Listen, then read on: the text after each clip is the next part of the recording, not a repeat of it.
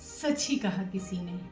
बेर कैसे थे ये पूछना है तो सबरी से पूछो, क्योंकि श्री राम से पूछोगे तो वो तो मीठा ही कहेंगे। और यदि जहर कैसा था ये तो महादेव से पूछो, क्योंकि अगर मीरा से पूछोगे तो वो तो अमृत ही कहेंगे। चलते हैं फिर एक नई कहानी की तरफ, एक छोटी सी कहानी जो शायद हमारे आपके विश्वास को, हमारे चारों तरफ जो एक अवधारणा सी बन गई है उसको तोड़ के आपके अंदर एक नया विश्वास दिला देगी और हम किसी को भी जज करना बंद कर देंगे। एक बार की बात है, कई लोग एक साथ इकट्ठे हुए और उन्होंने तीर्थ यात्रा करने की सोची। वो पूरा जो दल था उन्होंने एक बस बुक करी और वो तीर्थ यात्रा के लिए निकल पड़े। बड़ी अच्छे से उन्होंने अपनी तीर्थ यात्रा कर ली। बड़े खुश होकर सारे लोग लौट के चले आ रहे थे कि उनके सारे पाप जो है धुल गए, उनकी तीर्थ यात्रा बड़ी शांतिपूर्ण ढंग से पूरी हो गई। पर जैसे ही वो तीर्थ यात्रा से लौट रहे थे, अचानक ही मौसम बिगड़ने लगा।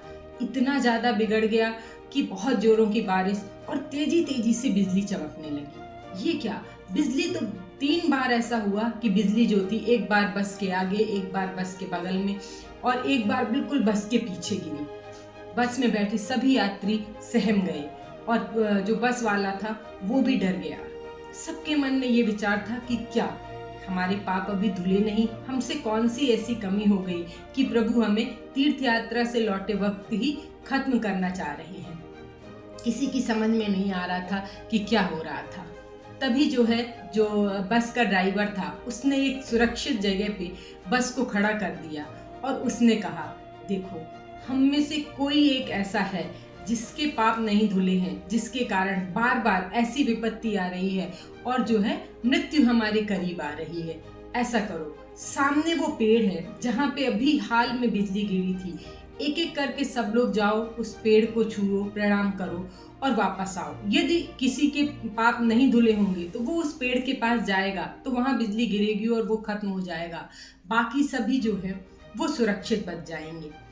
अब लोग करते क्या ना करते, सभी ने हाथ जोड़कर प्रणाम किया और धीमे धीमे एक एक करके उतरने लगे और उस पेड़ के पास जाने लगे।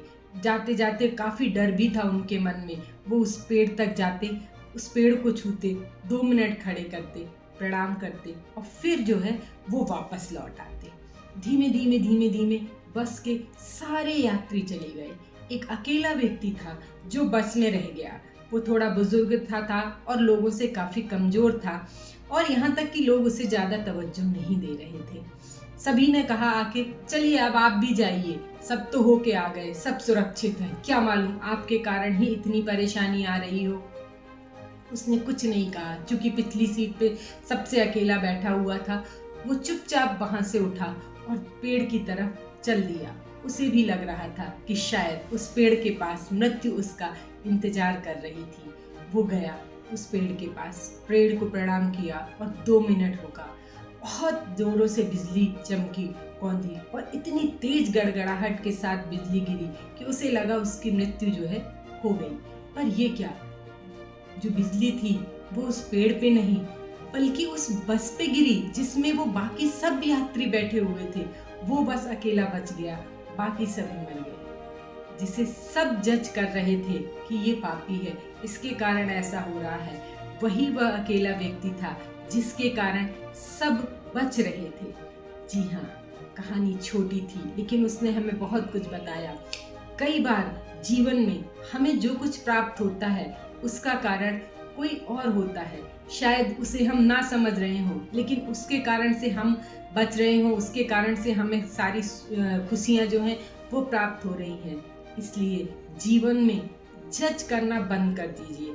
किसी भी अवधारणा को इस तरह बनाना बंद कर दीजिए कि किसी व्यक्ति के कारण से ऐसा हो रहा है। आप देखेंगे कि उसी पल से हमारे जीवन में बदलाव आना शुरू हो जाएगा। कहानी तो बहुत छोटी थी लेकिन बहुत कुछ कह गई और शायद हमारे मन में एक प्रश्न चिन्ह और एक बदलाव भी छोड़ गई। कैसी लगी आपको कहानी? अच्छी लगी हो तो इसको शेयर एंड सब्सक्राइब जरूर करिए। अगर आपको हमारा चैनल अच्छा लग रहा है तो प्लीज़ हमसे जुड़िए। आप फिर मिलेंगे एक नई सोच, एक नई कहानी के साथ। मैं नीलम।